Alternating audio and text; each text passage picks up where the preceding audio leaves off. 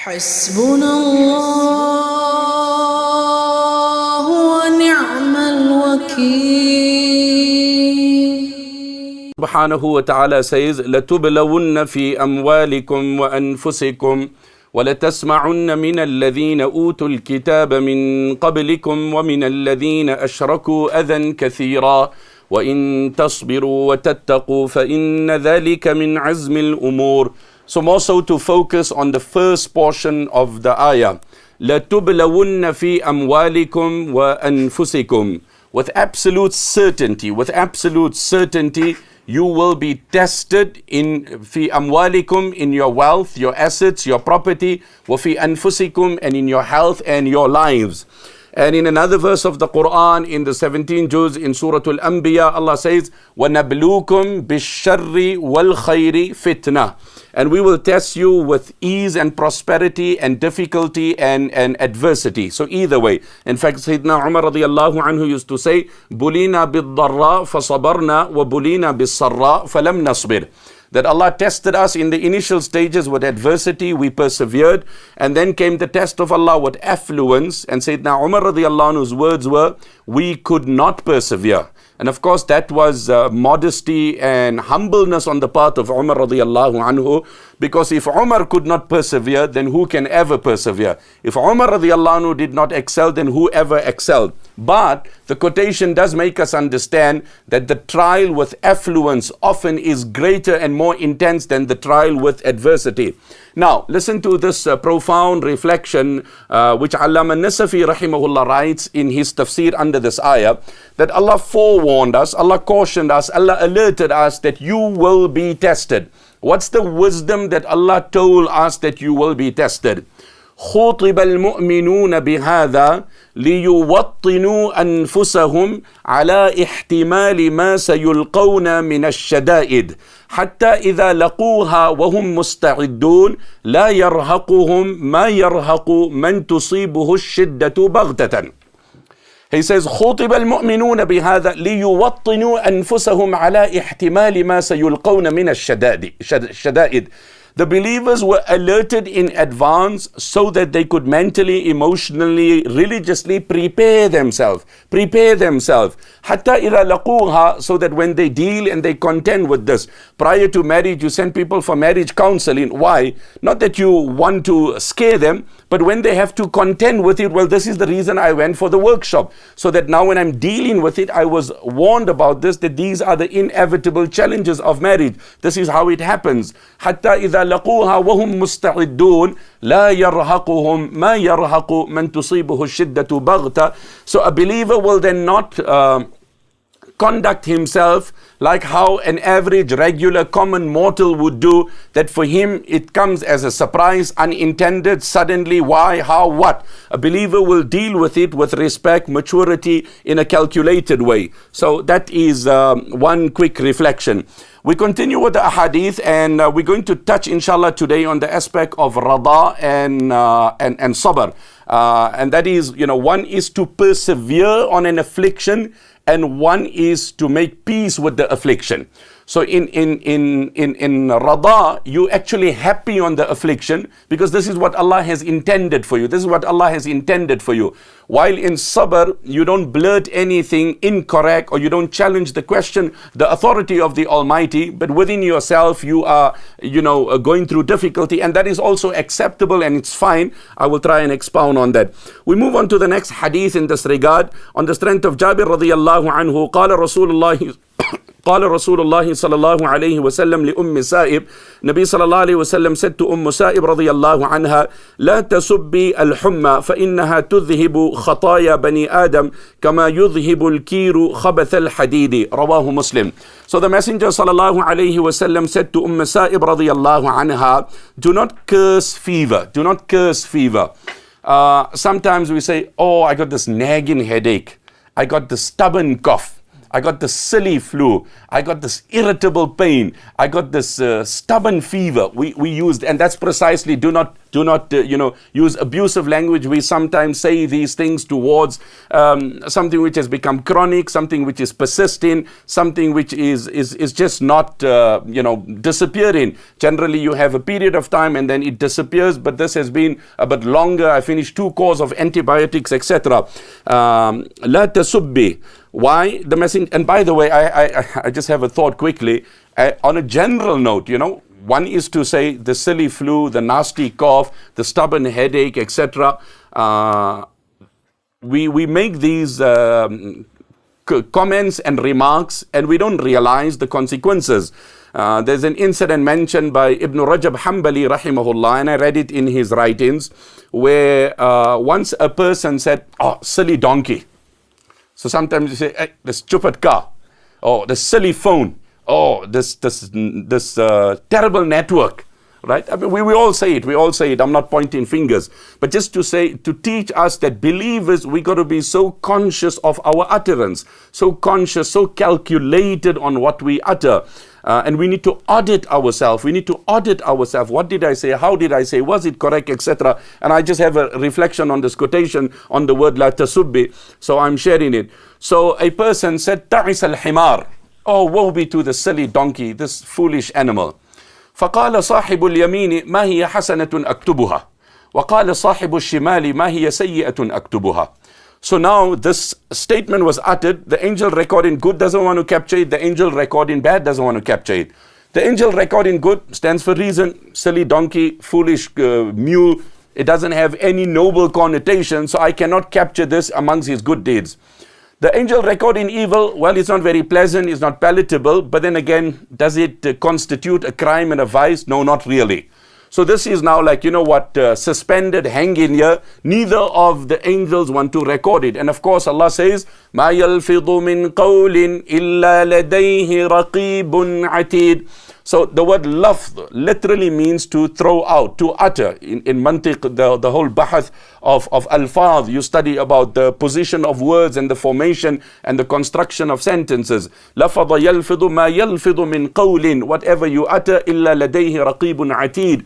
But that there is a guardian and there's an angel that captures it. فَأَوْحَى اللَّهُ إِلَى صَاحِبِ الشِّمَالِ مَا تَرَكَ صَاحِبُ الْيَمِينِ مِنْ شَيْءٍ فَاكْتُبْهُ. So Allah then inspired the angel that records vice and wrong, and Allah said that the screening process will be done by the angel that records good. If he does not deem it to be a virtue, automatically it gets captured in the account of bad, wrong and vice. Of course, it will then be graded differently ultimately by the Almighty, because there will be different gradings. Allah speaks about the occupants of hell. ثُمَّ لَنَحْنُ أَعْلَمُ بِالَّذِينَ هُمْ أَوْلَى بِهَا صِلِيًّا.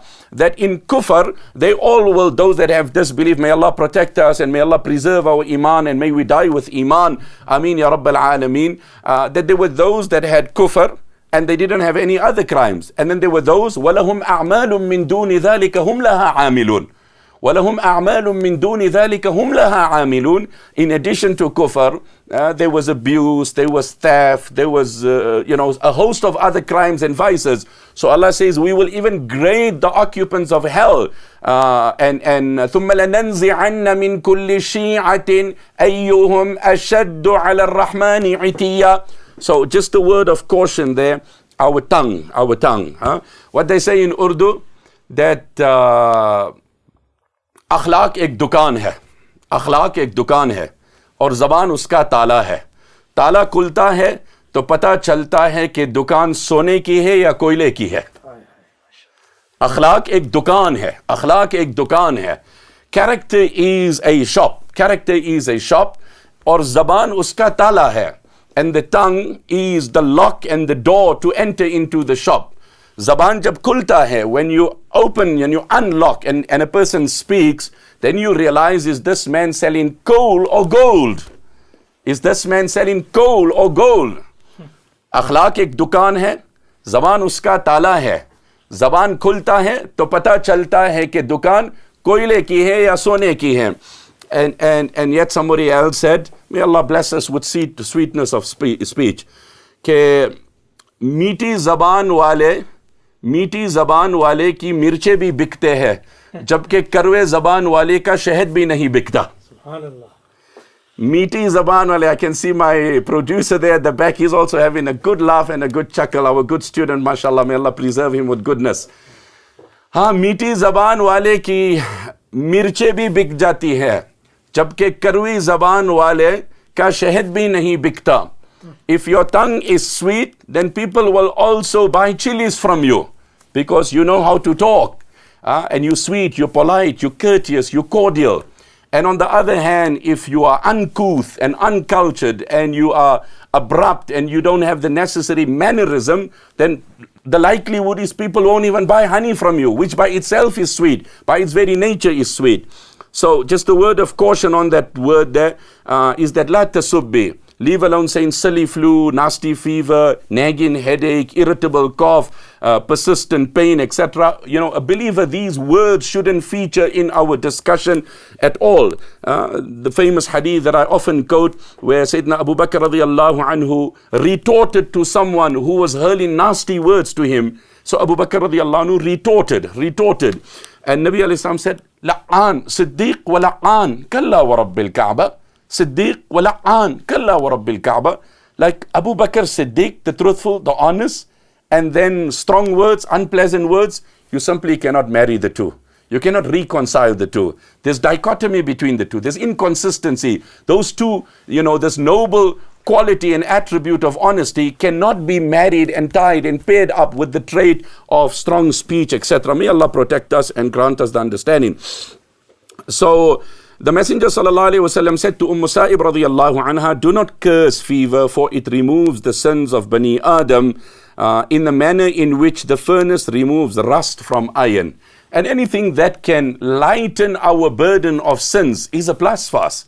Anything that can get our... Unfortunately, we have not appreciated how heavy sins are. So Allah refers to sins in the Quran as weighty, as a burden, as colossal, right? وَسَأَلَهُمْ يَوْمَ الْقِيَامَةِ حِمْلًا. وَسَأَلَهُمْ, or an evil indeed will be the load that they carry. وقال الذين كفروا للذين آمنوا اتبعوا سبيلنا ولنحمل خطاياهم وما هم بحاملين من خطاياهم من شيء إنهم لكاذبون ولا يحملن أثقالهم وأثقالا مع أثقالهم. أثقال is the plural of the word ثقل, right? At times Allah says لا تزر وازرة وزر أخرى, أي لا تزر نفس لا تزر وازرة, no soul will carry the burden, the weight of someone else. A companion came to the Prophet ﷺ and he said, wa dhunuba, right? Oh, these sins are just so weighty, they're just so heavy on my back, they are so heavy. So Nabi ﷺ said, say, Allahumma maghfiratuka awsa'u min dhunubi. Oh my Lord, your pardon is far more vast than my sins. Wa rahmatuka arja indi min amali. And your mercy is something I invest my hopes in more than my actions. And the Messenger ﷺ said, repeat it. And he repeated it. And he said it twice, thrice. And he ﷺ said, stand up, you have been pardoned. You have been pardoned. So, by a fever, by a flu, by a headache, by a pain, by discomfort, it's a form of expiation, atonement, and a cleansing process to rid us of our sins and our vices. Yet again, another hadith of the Messenger sallallahu alayhi wasallam, عن أنس رضي الله عنه قال سمعت النبي صلى الله عليه وسلم يقول قال الله سبحانه وتعالى إذا ابتليت عبدي بحبيبتيه ثم صبر عوذته منهما الجنة يريد عينيه رواه البخاري.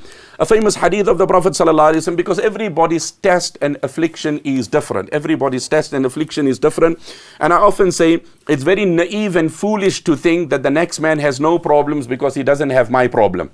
That is very, very naive. You know what, you married, so you don't understand the challenges of being lonely. You know, your problems are trivial. Okay, you married, you have children, you don't understand of not having children. Okay, you have children, you don't understand the challenge of having rebellious children. So each person magnifies and and perceives his or her problem to be the ultimate. But the beauty is that in every situation, regardless of the nature of the test or the trial or the affliction, Jannah is open and guaranteed for all. He sallallahu alayhi wasallam said, when I afflict my bondsman with his two beloved possessions, he then exercises patience, I grant him Jannah in lieu of it. Here it is meant the two eyes. What about that companion Abdullah ibn Zayd ibn Abd Rabbihi radiyallahu anhu, whose narration features in Babul Adhan, right? And it's authentic that when the Messenger sallallahu alayhi wasallam passed away, then each Sahabi had this passion that I don't want to live beyond. I want to ideally pass away before Nabi sallallahu alayhi wasallam or shortly thereafter, because the pain of imagining to live beyond was just too challenging, right? Again, subhanallah, while that was the general condition, there was a Sahabi by the name of Ma'an bin Adi radiyallahu anhu, and I read this in Bidayah wa Nihaya. He had this amazing passion. He said, as painful as it is to live beyond the demise of the Prophet ﷺ, I hope I can live beyond. Why? لِأُصَدِّقَهُ مَيِّتًا كَمَا صَدَّقْتُهُ حَيًّا. لِأُصَدِّقَهُ مَيِّتًا La ilaha illallah. La ilaha. Just look at the thinking of Sahaba. So that I can have the honor and the privilege of believing in the Messenger ﷺ and following his dictates post his demise as I did it while he was alive.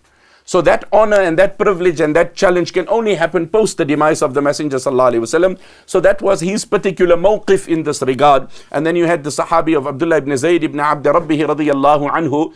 He said, oh my Allah, I enjoyed the pleasure to look at your Nabi sallallahu alayhi wasallam, and now that he is gone, oh Allah, I ask you, claim back my vision.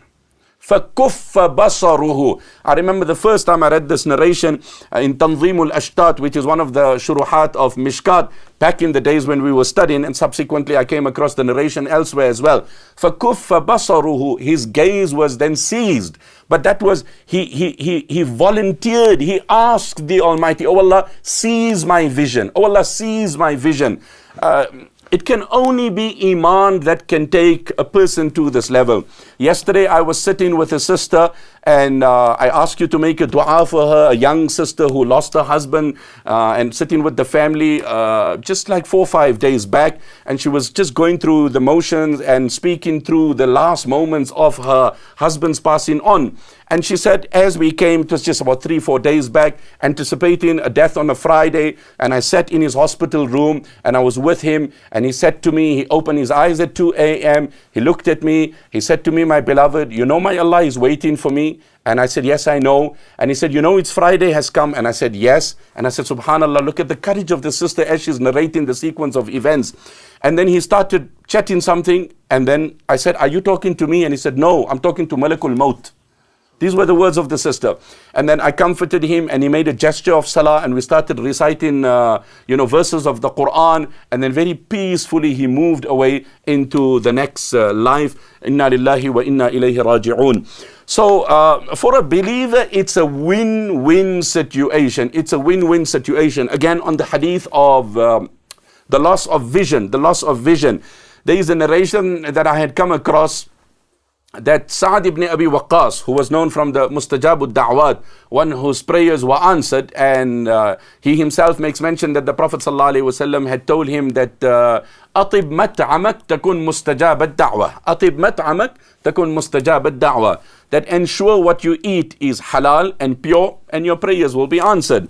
I often quote that advice which is in Madarik al-Tanzil, where Sayyidina Ali radiyallahu anhu had asked the Prophet sallallahu alayhi wasallam, ماذا أصنع لنجاة نفسي? O Prophet of Allah, what can I do for the salvation of my soul? Now here's again another quick point here.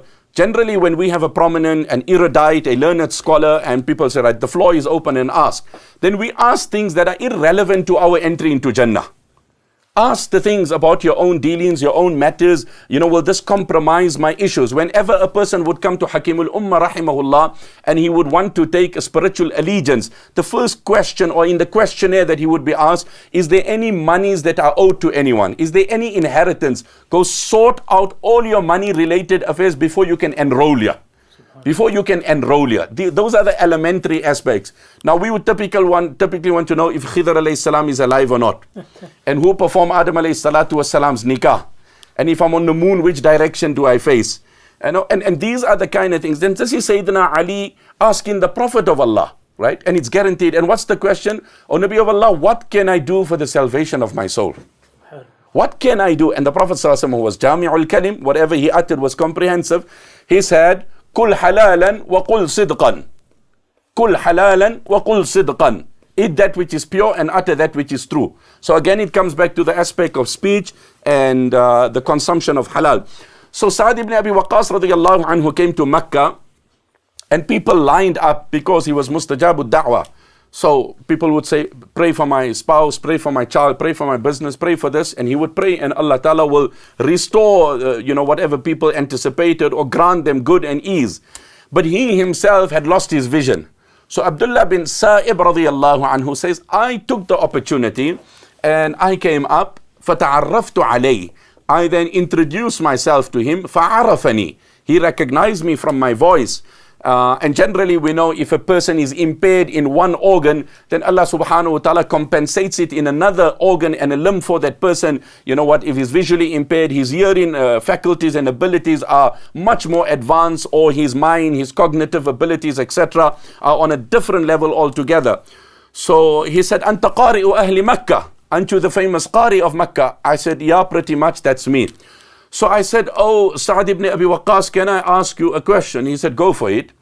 He said, I ask you that Allah has given you the ability that when you request Allah, Allah answers your prayers, and people have lined up in their numbers requesting you, and you are graciously making dua, and Allah is accepting your dua on their behalf. Why don't you ask Allah to restore your vision? Why don't you? You are blind, like probably you need it yourself, and you don't need to go elsewhere, just ask yourself and it's done. And he said, قَضَاءُ اللَّهِ أَحَبُّ إِلَيَّ مِنْ رَدِّ بَصَرِي. For me to be happy on the decree of Allah gives me a greater sense of accomplishment than to ask Allah to change what He has decided in my favor. And that brings me into the very profound discussion of the difference between qada and sabr. So in terms of qada, the ulama say, and there's a hadith of the Messenger sallallahu alayhi wasallam, Inna Allah idha ahabba qawman ibtalahum, faman radiya falahu rida, wa man sakhita. That whenever Allah intends, when Allah loves a nation, Allah tests them. The one who displays happiness on the test of Allah, then he receives the happiness of Allah. And whoever becomes unpleased or displeased or angry with the decree of Allah, then Allah forbid, he becomes the recipient of the wrath and the anger of the Almighty. Yesterday the sister was saying something to me so profound, and it's so fresh because it was just barely 24 hours. She said because obviously her husband went through a very severe and intense cancer and chemo and radium, etc. And she said, towards the last 2 months, every day I would just say to him, promise me that you are happy with Allah. Promise me that you are happy. Promise me that you've made peace with the decree of Allah. And this is only Iman. Statements of this can only be, you cannot have a logical reconciliation. I mean, we've seen during the days of the Christchurch and the mass murder, where people were pardoning the perpetrator and actually empathizing on him. Like, I feel him sorry. Probably absolutely he's disturbed. He needs help. He needs intervention. How can you possibly reconcile that statement on any level other than Iman? When Haritha came to the Prophet ﷺ, O Prophet of Allah, I heard that my son has passed away. If he's in Jannah, falam abki, then I have nothing to cry. And if he's not in Jannah, bakitu ma'ishtu fid dunya, then I will cry as long as I live, because I want Allah to forgive him and grant him into Jannah. And then the Messenger sallallahu alaihi wasallam said, Ya Haritha, innaha al-jinan wa inna ibnaki asab al-firdaus al-a'la. That it's not a paradise, it's multiple. And by the way, for the record, your son is on the highest level of Jannah. So the Messenger sallallahu alaihi wasallam in his du'as used to say, As'aluka ar-rida ba'da al-qada.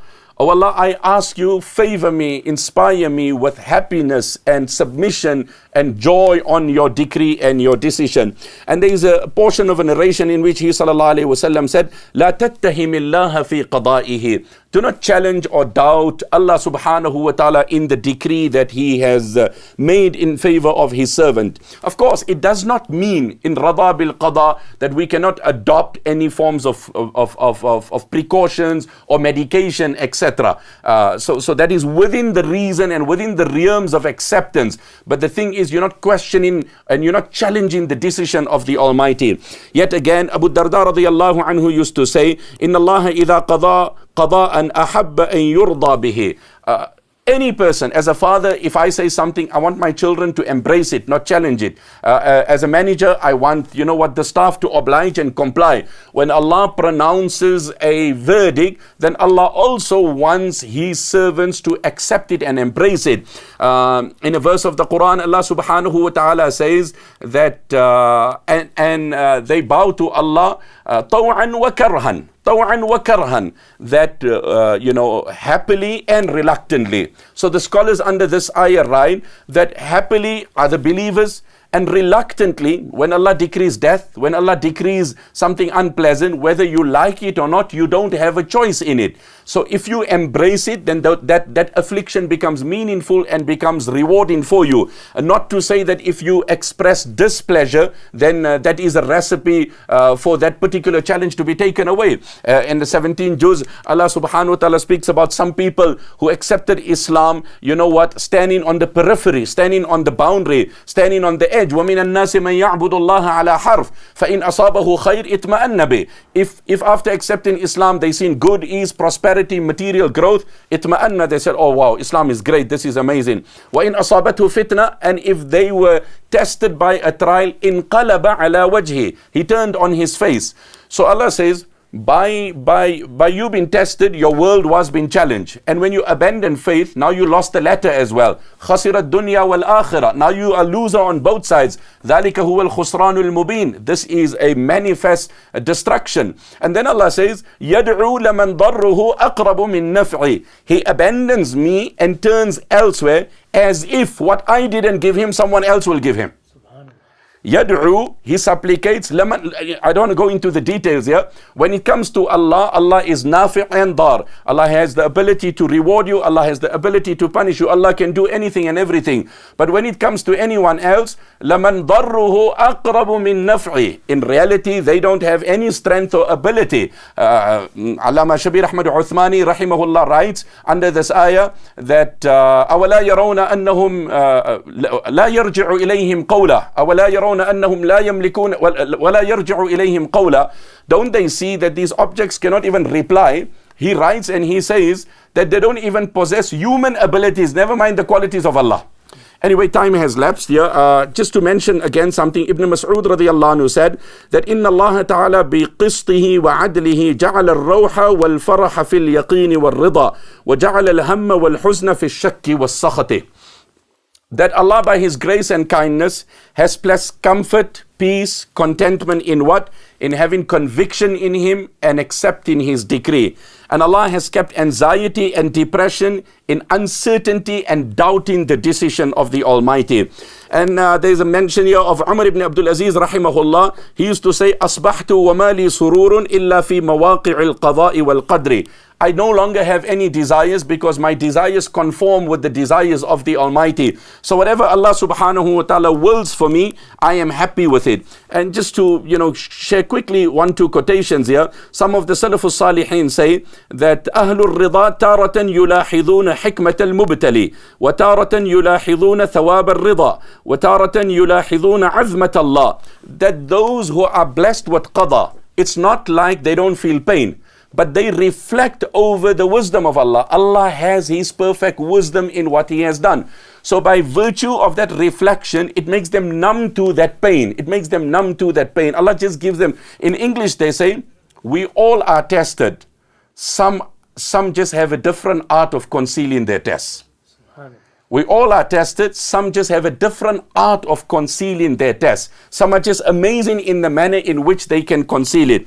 And when it comes to sabr, in essence, a person is experiencing intense pain, difficulty, challenges, as long as, and these are my closing words and takeaway reflection, it's perfectly fine to complain to Allah, but not to complain about Allah. It's perfectly fine to complain to Allah. You can complain. وَإِنِّي خِفْتُ الْمَوَالِيَ مِنْ وَرَائِي وَكَانَتْ امْرَأَتِي عَاقِرًا فَهَبْ لِي مِنْ لَدُنْكَ وَلِيًّا. Allah, I'm afraid who will take over the deen, and I'm old and my wife is a barren. Oh Allah, you bless me with a child. So Sayyidina Zakaria painted the entire image, etc., imploring Allah, complaining to Allah, but not complaining about Allah. And of course, those that have sabr, Allah says, إِنَّمَا يُوَفَّى الصَّابِرُونَ أَجْرَهُمْ بِغَيْرِ حِسَابٍ. So, subhanallah, Abdullah ibn Sa'ib radiallahu anhu, when he asked Sa'd ibn Abi Waqqas about vision, someone who was tested in that regard, he said, for me, the decree of Allah, I am happy where Allah has placed me. We ask Allah subhanahu wa ta'ala, as is the prayer of the Prophet sallallahu alaihi wasallam, that may Allah grant us rida bil qada, happiness on the decree and the divine will of the Almighty. Ameen ya Rabbil Alameen. Wa salli Allahumma wa sallim ala nabiyyina Muhammad wa ala alihi wa ashabihi ajma'een. Walhamdulillahi Rabbil Alameen.